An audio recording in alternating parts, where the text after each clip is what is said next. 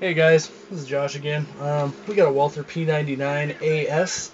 I'm going to go ahead and review it, show you how to tear it apart. It's pretty easy. It's kind of like an amalgamation of the Glock, the XD, all the guns that tear apart real easy field strip wise. This particular gun has some very interesting features. It has a full-size, non-proprietary, one-slot rail. They might call it a Picatinny rail, but it's an accessory rail, whatever. It's only got one slot, so whatever.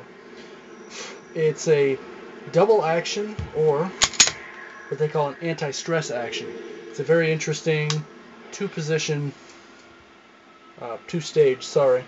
single action. And it has a very good single action pull. The double action is pretty awful. I'm sure that's so a cop can hold the gun on a suspect for however long before he accidentally shoots him. Personally, that's not a feature I want in a gun, but whatever. It's intended for police and military use. This particular gun is extremely popular. Apparently a number of military and policing agencies have adopted it in lieu of the Glock, which is very interesting. This particular one's 40 Smith & Wesson. It's a decent round.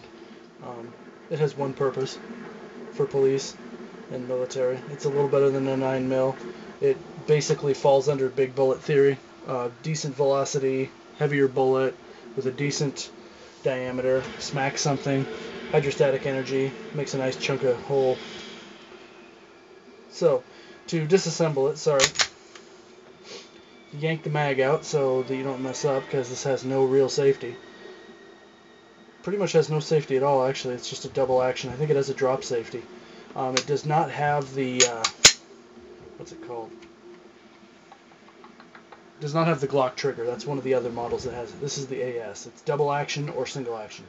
It has no external safety that I could find. Maybe you stick your finger in the barrel, I don't know. But it doesn't really have a safety. Anyways, so unload it. No magazine safety either. Check the chamber. And this gun is very difficult to check the chamber. It does have a loaded chamber indicator. It is more or less useless, but it does exist. It also has the striker identifier, which is all fine and dandy, but it's a double action gun. And when it's in double action mode, you don't see the striker. You don't see it until you're about to fire. So it's totally useless. Let's see.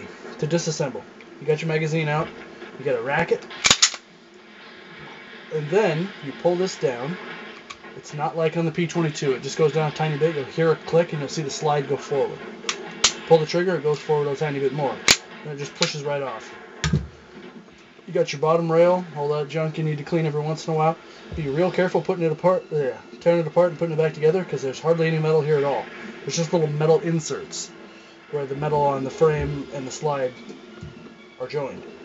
I believe this is less metal that's in the Glock or the XD. It's very, very little metal.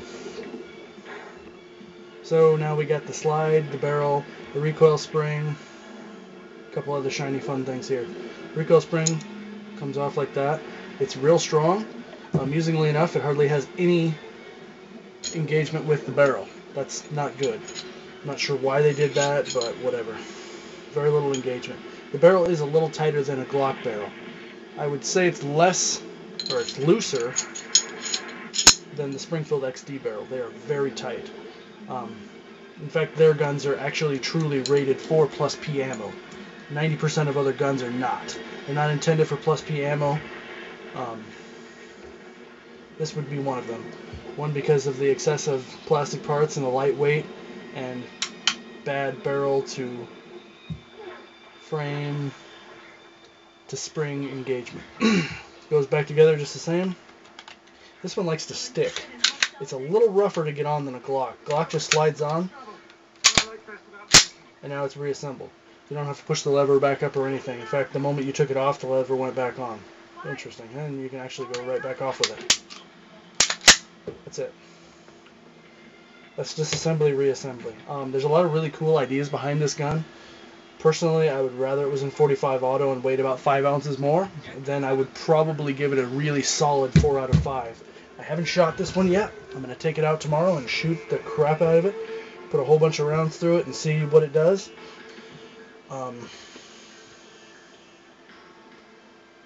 So I'm going to give it a really weak 4 out of 5. I like some of the features. I dislike a few of the features. The goofy magazine disconnect I'm getting used to because I have a P22, but I don't like that. I prefer to use my thumb to disengage that. Taking your finger off the trigger is... it's one of those weird rules that I don't like to do. When I'm reloading a gun, I hold the gun with my right hand, keep the finger on the trigger area like I'm supposed to. I don't go down like this, and that's wrong to me. So they lose points for that. They lose points for not truly being a good assisted barrel. You saw that?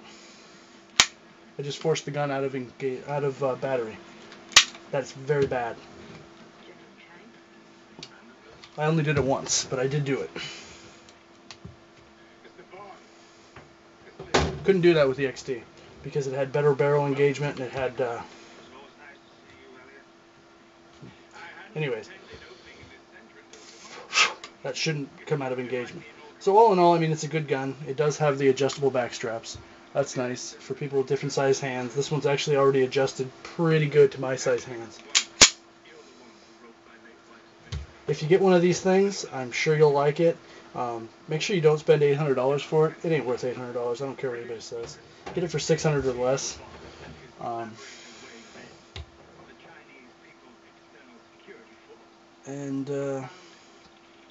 Yeah, I'm sticking with my kind of a weak 4 out of 5. If it had, I don't know, if it had better engagement, if it had an actual safety, if it was a little heavier and actually had more metal in it, I would give it a better rating. In fact, the sights are even plastic. I don't complain about the plastic trigger. That's actually a misconception that people think, oh, guns are cheap because they have plastic triggers. That's totally wrong. Plastic triggers are actually better for a lot of things than metal triggers. I would take a plastic or a polymer trigger over an aluminum trigger any day of the week. Some people like those weird, rigid steel ones. They're real abrasive and you really get a good grip on them. Because this one's pretty smooth. I mean, slides right off there. So yeah, that's pretty much it, guys. Hopefully I didn't perturb too many more of the crazed Walther fanatics, but I'm going to give that a weak 4 out of 5. Most of that is based off fact and not off opinions. The few that were opinions should have been obvious. So if you think I'm just a raving lunatic that doesn't like Walthers, well, you're wrong, because I actually like my P22 a lot. I gave it a solid 4 out of 5. That's pretty much it, guys. You can get this thing in 9mm. You can, if you're in Europe, you can get it in 9x21, the IMI version of 9mm, because the real 9mm is too dangerous for civilians to have, and you can get it in 40 Smith & Wesson. That's pretty much it.